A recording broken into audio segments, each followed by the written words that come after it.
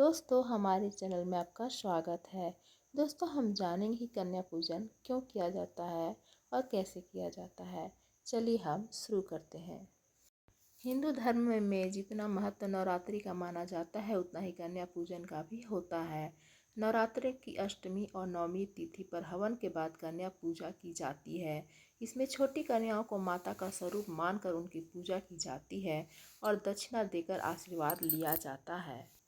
कन्या पूजन में एक बालक का होना जरूरी होता है क्योंकि उसके बिना यह पूजा अधूरी होती है। लेकिन क्या आप जानते हैं कि कन्याओं के साथ एक बालक का होना जरूरी क्यों होता है? चलिए हम जानेंगे नवरात्रि में क्यों होती है कन्या पूजा। नवरात्रि में कन्या पूजन का काफ़ी महत्व माना जाता है क्योंकि ऐसी मान्यता है कि बिना कंजिका खिलाए नवरात्रि की पूजा पूरी नहीं मानी जाती है। वहीं 9 दिन के उपवास के बाद कन्याओं को भोज करवाने से माता रानी प्रसन्न होती हैं और सुख समृद्धि धन संपदा का आशीर्वाद देती हैं। इसके साथ ही कन्या पूजन करने से कुंडली में 9 ग्रहों की स्थिति मजबूत होती है। नवरात्रि में कन्या के साथ क्यों होती है बालक की पूजा, आइए हम जानते हैं।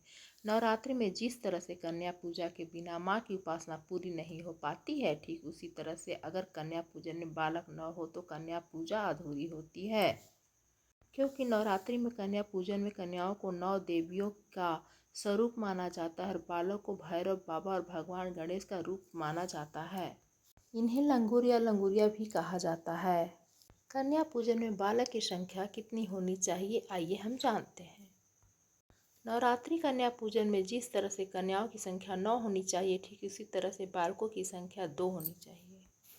क्योंकि एक बालक को भैरव बाबा और एक बालक को गणेश का रूप मानते हैं। क्योंकि भगवान गणेश को पूजे बिना कोई भी पूजा अधूरी होती है, वही भैरव बाबा को माता रानी का पहरेदार माना गया है।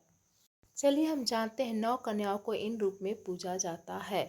2 साल की कन्या को कन्या कुंवारी, 3 साल की कन्या को त्रिमूर्ति, 4 साल की कन्या को कल्याणी, 5 साल की कन्या को रोहिणी, 6 साल की कन्या को कालिका, 7 साल की कन्या को चंडिका, 8 साल की कन्या को शांभवी, 9 साल की कन्या को दुर्गा और 10 साल की कन्या को सुभद्रा के स्वरूप में पूजा जाता है। इनके साथ एक छोटे बालक को भी भोज कराने का प्रचलन है। बालक भैरव बाबा का स्वरूप होते हैं। थैंक यू दोस्तों।